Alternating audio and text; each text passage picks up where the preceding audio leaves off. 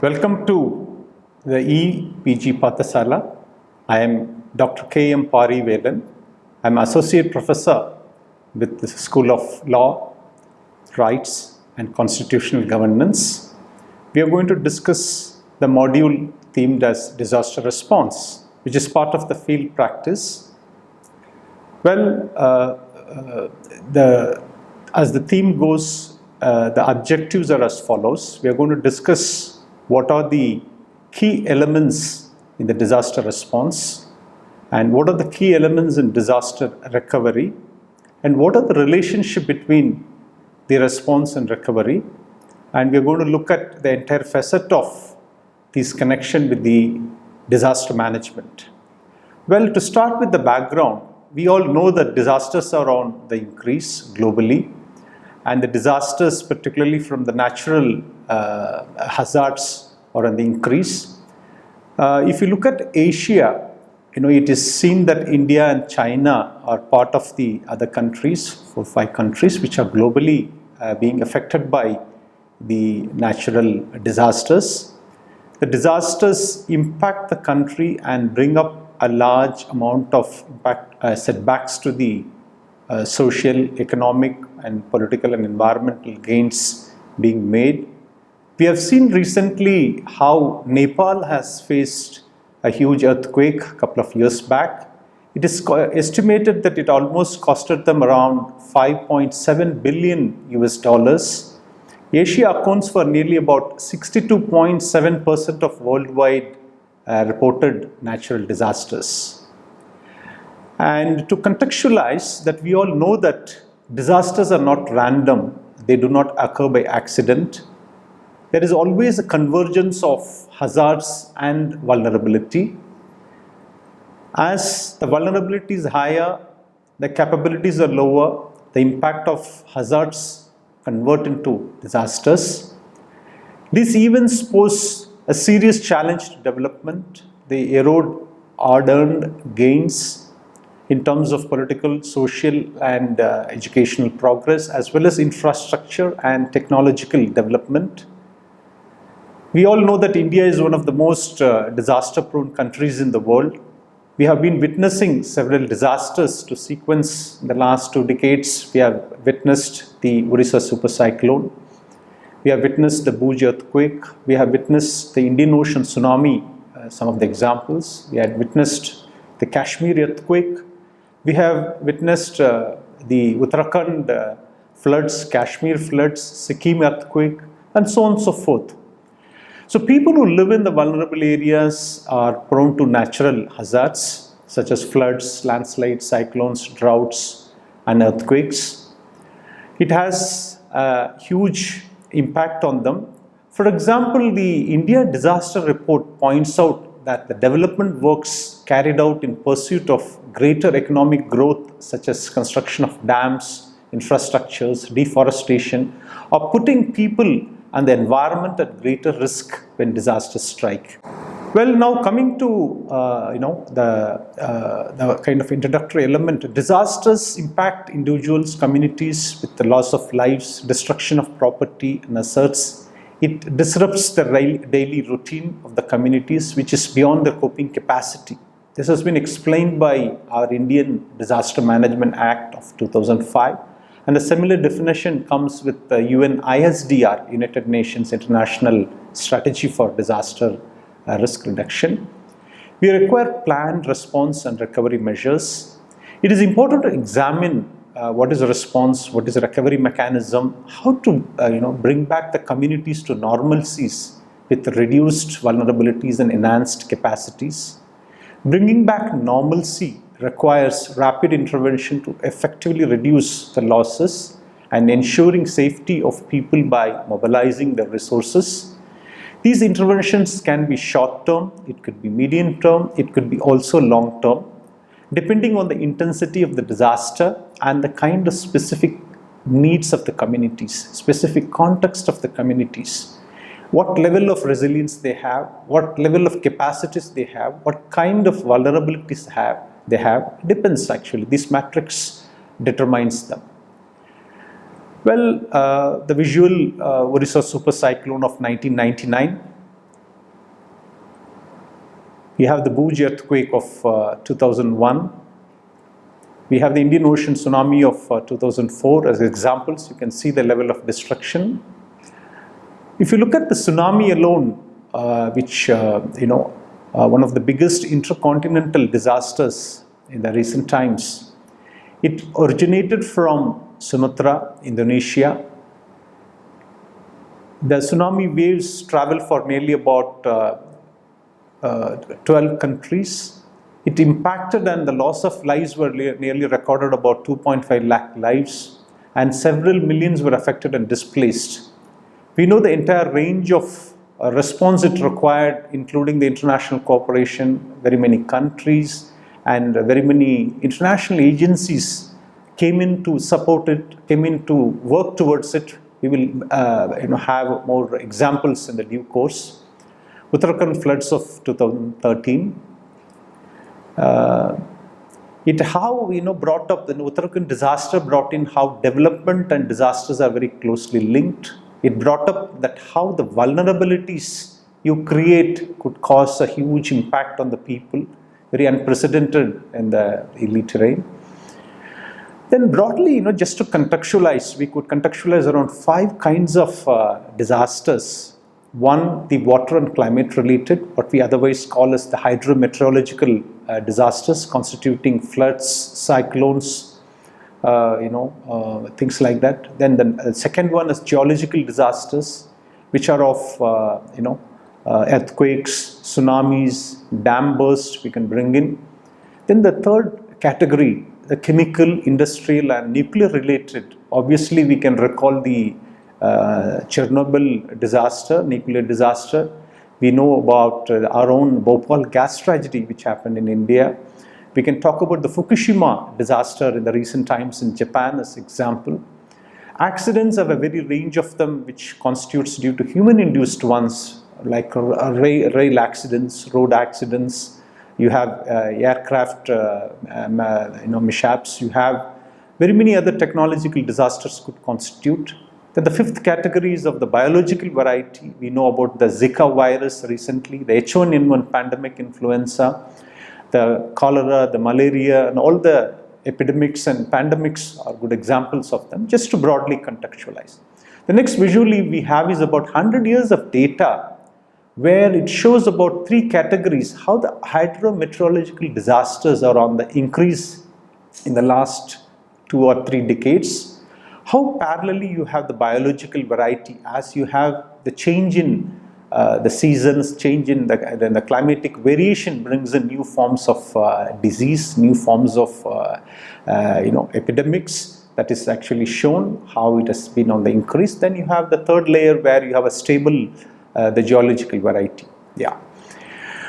Now, as we said earlier, these are the things to understand the concept of disaster response as a learning outcome, understanding the concept of what is disaster recovery, what are the relationship or correlation between the disaster response and recovery, and what are the important elements in these concepts, how we could relate to disaster management.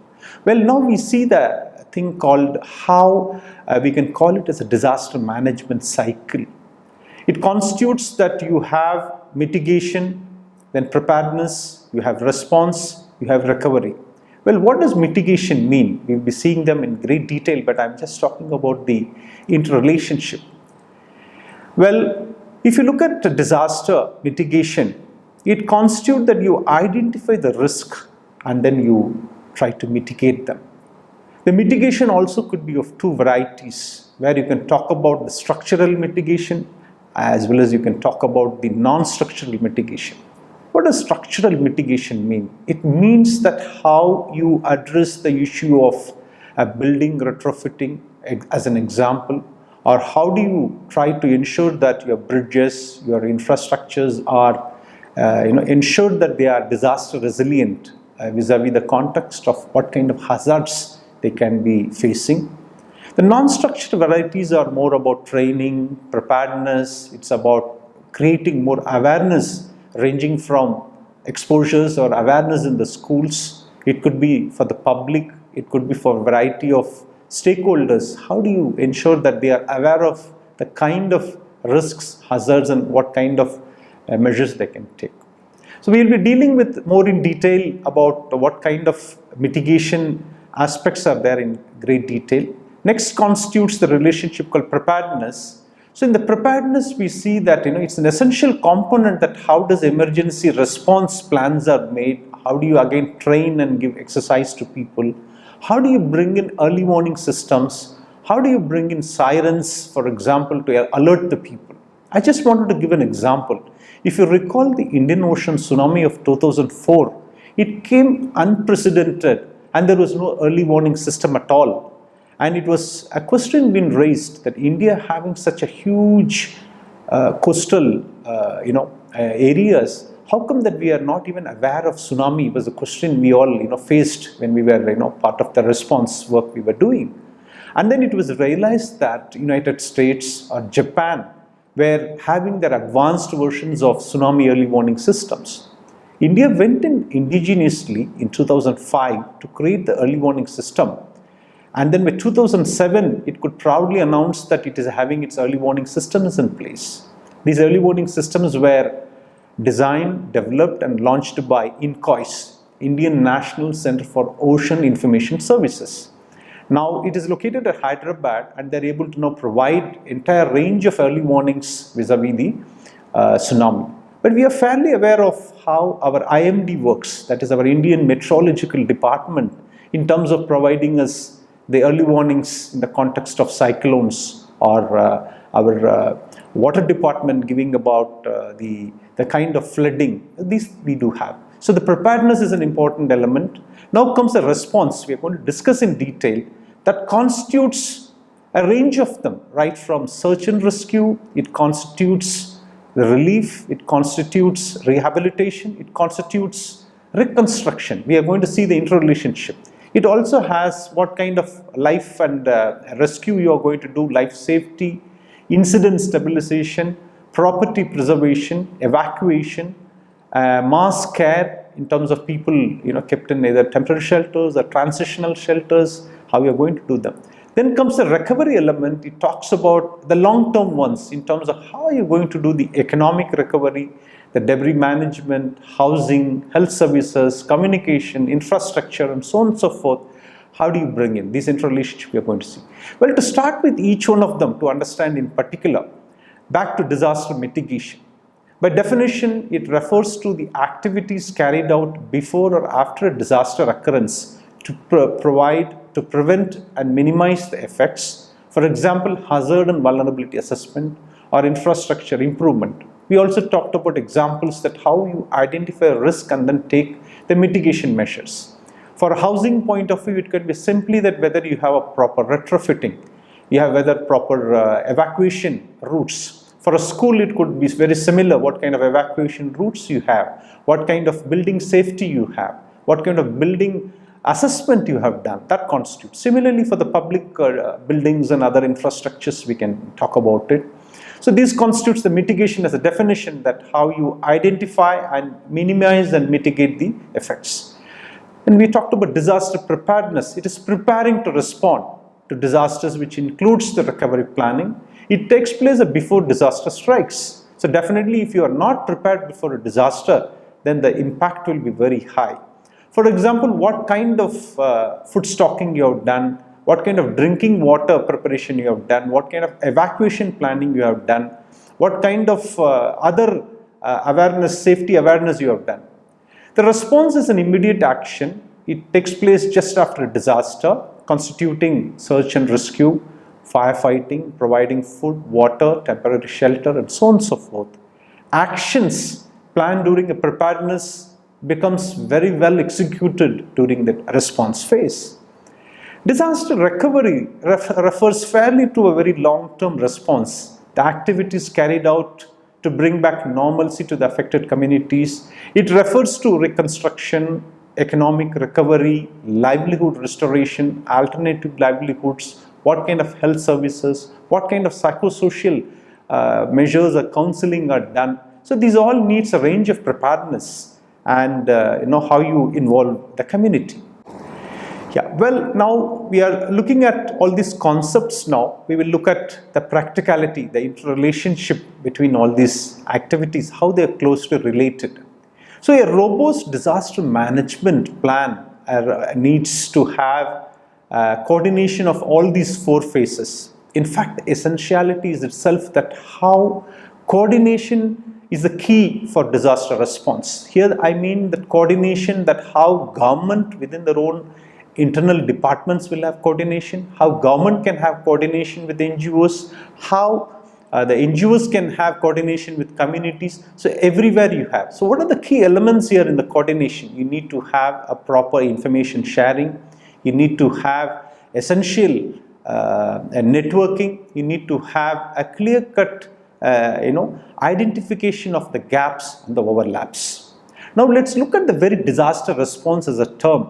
According to the UNISDR, disaster response constitutes action taken directly before, during, or immediately after disaster in order to save lives, reduce health impacts, ensure public safety, and meet the basic subsistence and the needs of the affected people.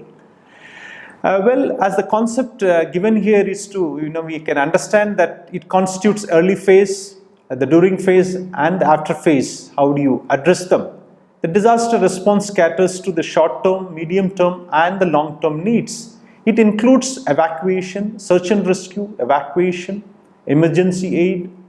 It constitutes immediate health care, prevention of health emergencies, temporary shelters, providing water, food to the disaster survivors, and to bring them back to normalcy. Normally, we know that any disaster strikes, it is beyond the coping capacity. A community suffers. There's a breakdown of all forms of supplies to them, ranging from food, housing, clothing, communication, transport. A range of them gets affected, and it is how we bring up in a very systematic way as per the needs of the people is very, very crucial. So usually it is said that the initial 24 hours or 48 hours are the most crucial period. This is the period we call also the golden hours, where the life saving is done. So the disaster response constitutes the local infrastructure, communication, transportation, and these all could be heavily affected. And the immediate response has to take care of these critical things with good assessment and good care. Now we will come one important element of the key functions of response. For example, the early warning system. We talked about the example of how in the post-tsunami in India, we were able to develop a kind of a tsunami early warning system. Similarly, we have for flooding, for cyclone, for other contexts. So how does the UNISDR define it? Early warning is defined as the provision of timely and effectively information through identified institutions that allow individuals exposed to a hazard to take action to avoid and reduce the risk and prepare for effective response. So here the concept of early warning is to provide information on possible risk or hazard in order to enable action in advance and to reduce the impact of risks involved. Now let's take an example. If prior to the Indian Ocean tsunami of 2004, if simply there was an advisory that the tsunami is likely to strike in the next 10 minutes or 20 minutes, imagine from all these 12 countries, if people were evacuated, how many number of lives could have been saved? A simple early warning saves a lot of life. So what does it constitute here when we talk about early warning? It means also an end-to-end early warning connectivity, which means you identify, you detect what are the possible hazards, and then you process it, you analyze it, and you give the advisory to the people concerned in an effective manner. What we call it as the last mile connectivity. If this is effectively done, we will be able to minimize the very impact itself. We will be able to save a lot of lives. We will be able to reduce the impact on the property, assets, and damages, so on and so forth. Well, it concerns us, it connects us, the early warning, with floods, tsunami, drought, landslide, volcanic eruption. For every context, you have a different set of early warnings. So what are the four elements here which connects to the early warning? Well, it is about the risk knowledge. Yes. So what is risk? It is said that to know risk is equal to no risk at all. K-N-O-W, to know the risk is equal to no N-O risk. And risk knowledge is very essential. How do you monitor and give the warning services? What kind of dissemination and communication can happen? And what kind of response activity? So all these needs a preparedness.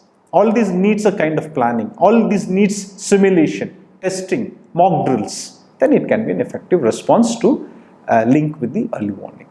Now we will look at the next need in a post-disaster context, something called the post-disaster needs assessment, PDNA.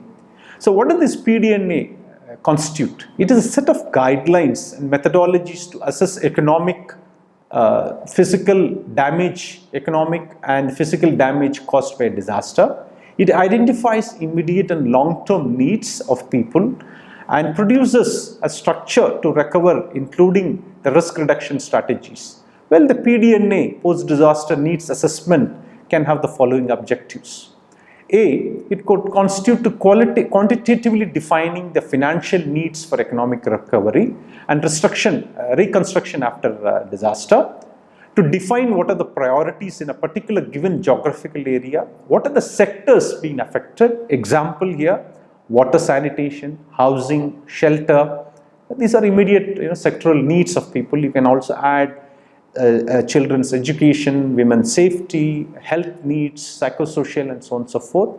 And also for a special group which may be in need in recovery and reconstruction programs.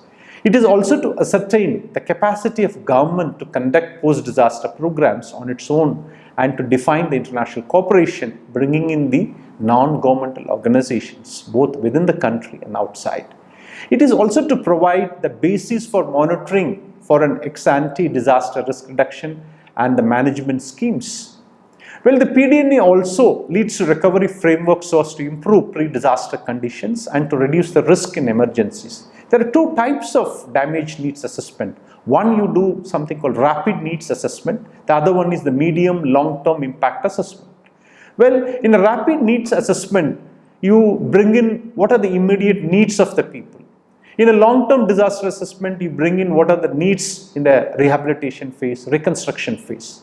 For example, the damage caused during for the sectors such as infrastructure, agriculture, livelihood, health and environment, it is assessed by the sector experts to assess the immediate needs and as well as the long-term recovery needs. It also caters to the emerging needs for the marginalized communities. We should always ensure that in a post-disaster, there are a lot of vulnerable marginal groups such as children, women, pregnant women, for example, lactating mothers, elderly people with chronically ill diseases. So these all need, or physically people with disabilities in general, all could be constituted that they may have certain specific needs which also needs to be addressed.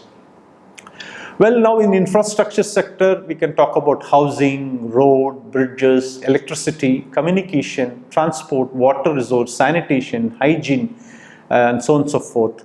In production sector, we can talk about the crops, livelihood, agriculture, irrigation, commerce, industry, tourism, finance sector.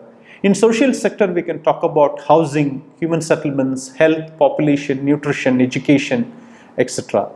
In cross-cutting sectors, we can talk about governance, environment, forestry, disaster risk reduction, protection, gender equality, and social inclusion.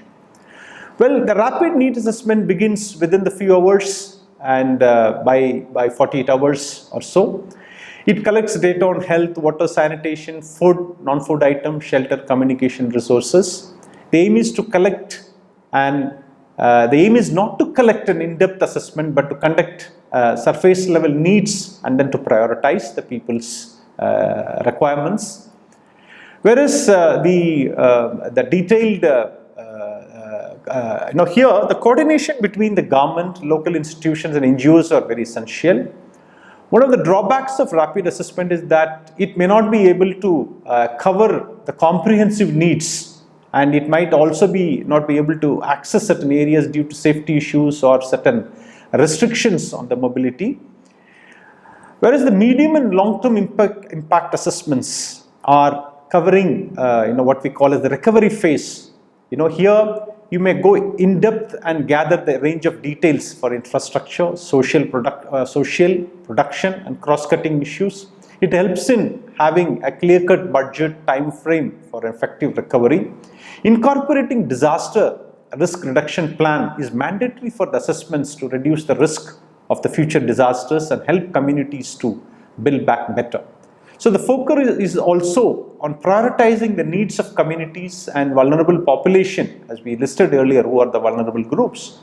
Well, here, certain things to remember is that in most of the disasters, there is no planned methodology to assess the damage. It has to be very much contextual. Secondly, the environmental damage and disasters are closely related with each other. The normal situations in conducting the environmental impact assessment is helpful in identifying what are the possible environmental impact and what are the required mitigation measures. Now, very quickly, we'll look at what is recovery.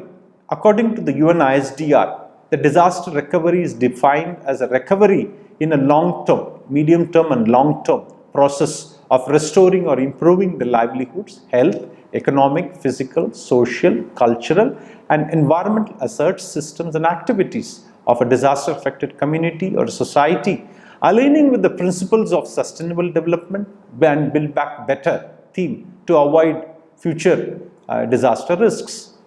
Well, the concept is to a process of bringing disaster-affected community back to normalcy.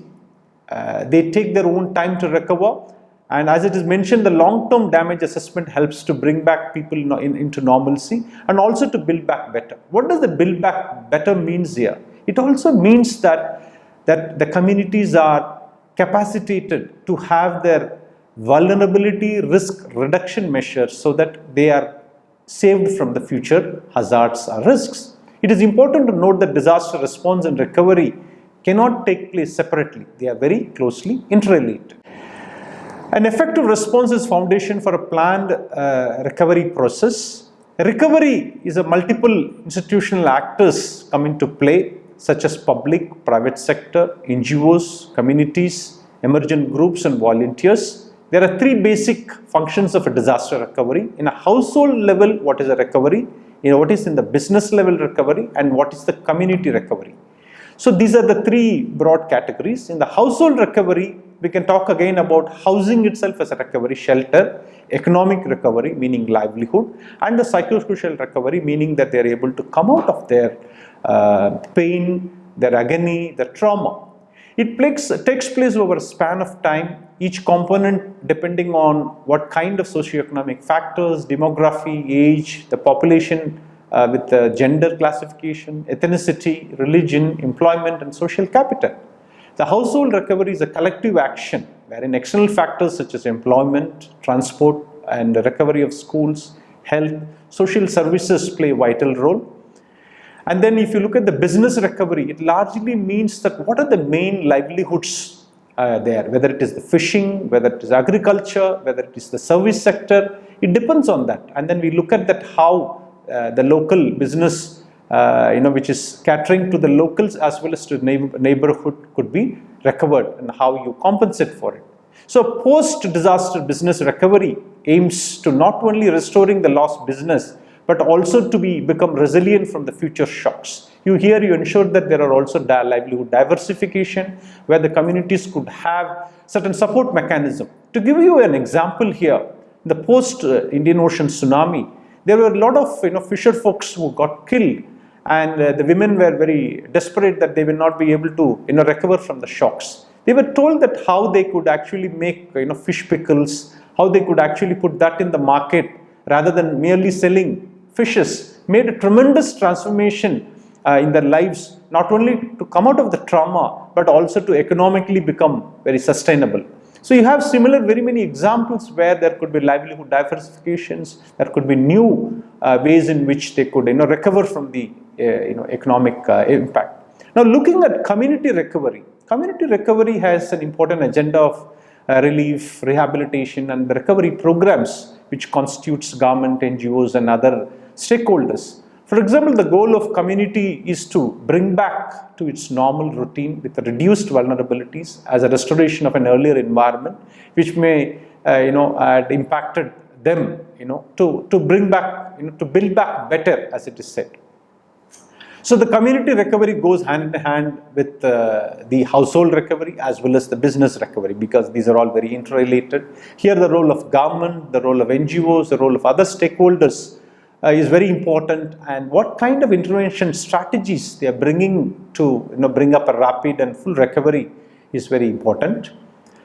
Well, we need to also have the pre-impact disaster recovery, which is as follows. The recovery plans needs complete details of community, because you cannot go in a post-disaster and gather what are the kind of damages they have. If you have these details prior to a disaster, that is called pre-disaster situation, these information about what kind of infrastructure they have, what kind of essential items they have, what are the things, equipments, livelihood material they have, if this is recorded in prior, it is useful. And also what kind of impact each disasters can cause, this planning is very essential. And also what kind of recovery needs are there. So if this is done in the pre-disaster stage, it becomes very essential. For example, restoring livelihood is another important challenge. UNDP has introduced a framework in collaboration with other organizations with their experiences. It is loosely categorized into 3 overlapping phases: livelihood provisioning, livelihood protection, and livelihood promotion. If you look at livelihood provisioning, it's a relief-based objective which relies on swift response and logistical capacity. If you look at protection, it is aligned with the recovery phase and a careful, complex assessment from local contextual knowledge. Livelihood promotion is a transition from recovery efforts to developmental goals and requires a long-term thing. Now, to summarize here, we looked at what is disaster response, what is the requirement, and how to deliver the humanitarian assistance and mitigate the impact. We looked at it. We looked at what is recovery, which is actually having a medium-term and long-term needs vis-a-vis the household, business, and community. We also discussed what kind of reconstruction programs, restoration programs can be there. So we also understood the concept of what is recovery, what is rehabilitation, what is reconstruction, what are the assessment tools, what are the methodology involved in the disaster management. Just to give some tips to conclude here, disaster response learning is something very important. It constitutes also a lot of a field practice. One has to essentially have an experiential learning where you go to a few disasters, understand what are the needs, is an effective way of learning. Wishing you all the very best in this learning. Thank you very much.